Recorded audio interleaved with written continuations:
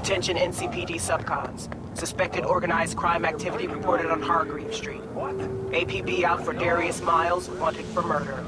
Perp belongs to 6th Street Gang and leads one of its drug manufacturing rings. The city has promised a reward for terminating the threat from Miles and his drug cell.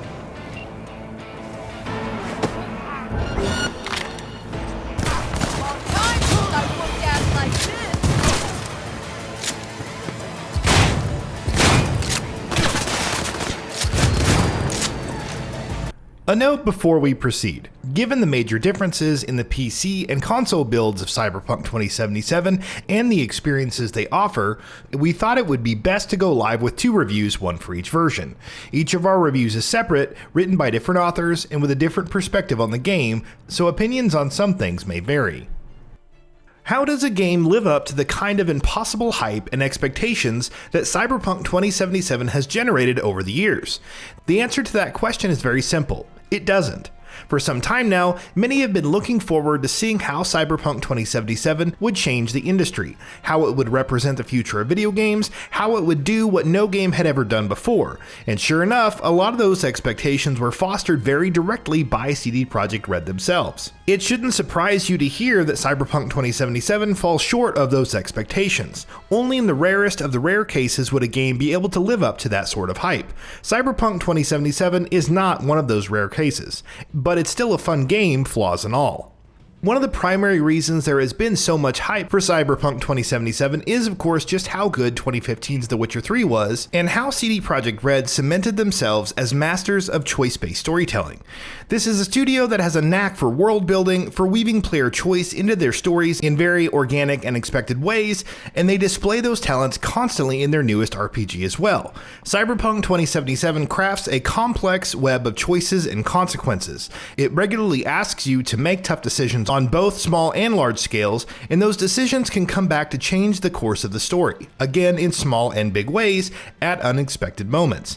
As such, navigating the beautiful yet dangerous Night City is always an exciting endeavor, because you never truly know what dilemma you might run into next, and how the way you react to it could shape your future and the future of those around you in the story still to come. The game's strictly first-person perspective also works out very well, adding a sense of dynamism to conversations and dialogue choices that contribute significantly to the game's storytelling strengths.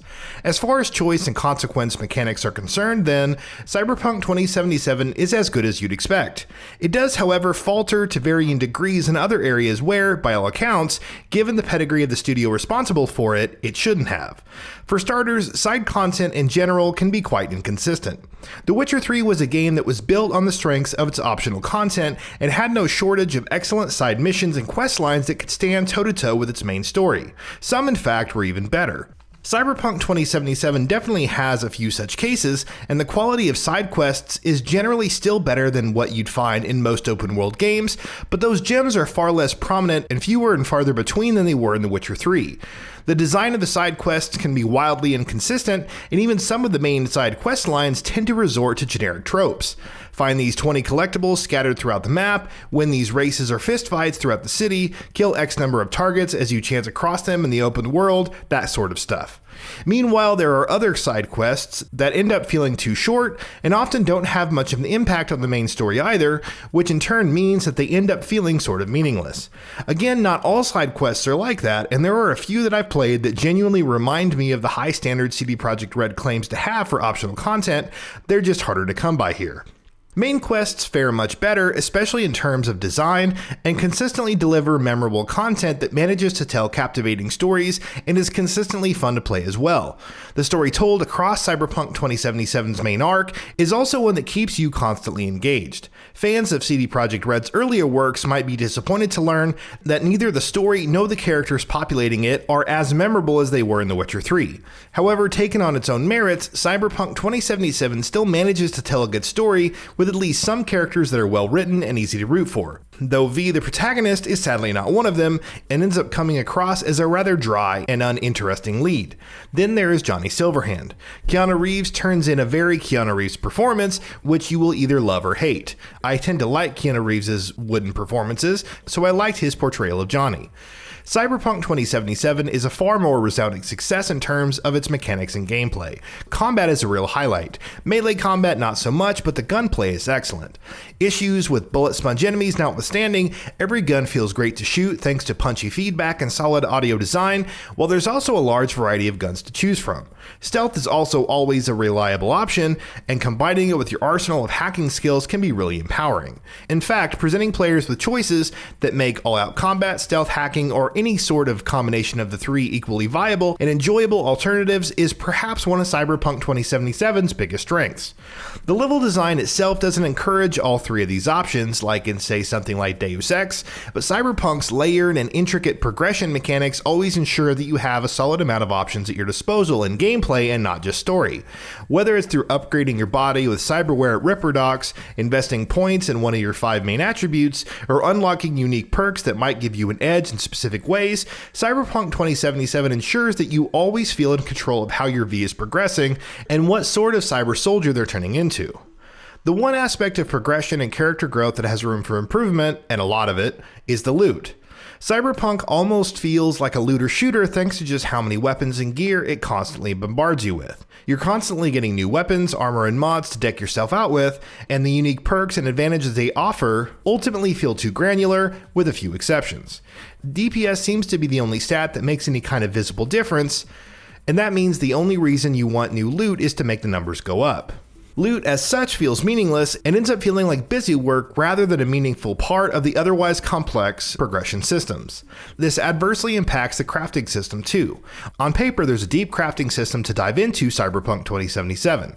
There's a whole skill tree dedicated to it in fact, but given how disposable any and all new loot feels, and how frequently the game keeps handing you better stuff to equip anyway, it never really makes much sense to invest any time or attribute and perk points into crafting. As such, crafting and looting make a great first impression that suggests they have a lot of depth and intricacy, but both ultimately come across as useless appendages. The issue is endemic to Cyberpunk 2077 as an open world game as well. Night City at first glance and on the surface is a gorgeous, vibrant setting with a promise and certainly the potential of an absolute immersion and systemic depth. This does not, however, hold up to scrutiny.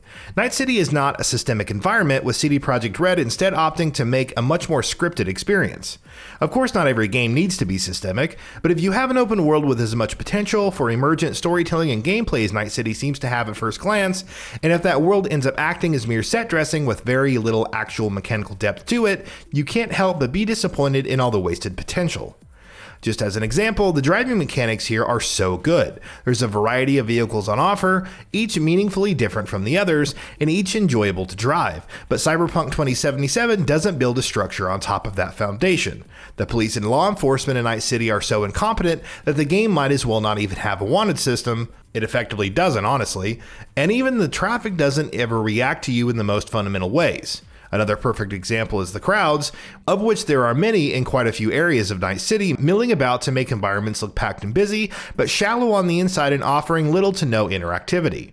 Night City's beauty is skin deep. It's a flashy, dazzling environment, but it's vapid with a lot to show but little to say.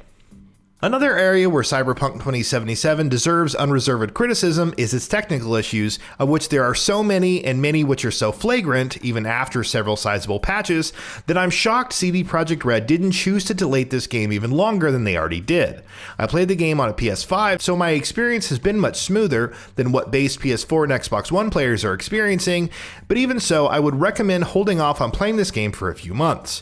There are countless audio and visual bugs, such as assets and characters floating in the air, or audio bugging out, and specific things like cars suddenly going silent. Textures can take a handful of seconds to load, there's frequent pop-in, and things in the distance tend to look extremely blurry and lacking in detail.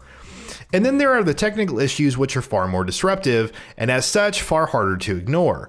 I encountered multiple bugs that blocked progress and quests, forcing me to reboot to an older save each time. And worst of all, the crashes. Boy, does Cyberpunk 2077 crash a lot.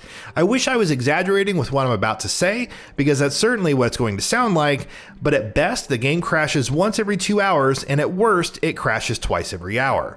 I suppose it says something about its strengths in other areas that I was willing to stick with it in spite of those crashes, but then again, maybe I would not have done that if I weren't reviewing it. I've honestly never played a game that crashes as much and as frequently, and I've played more than my fair share of buggy games over the years.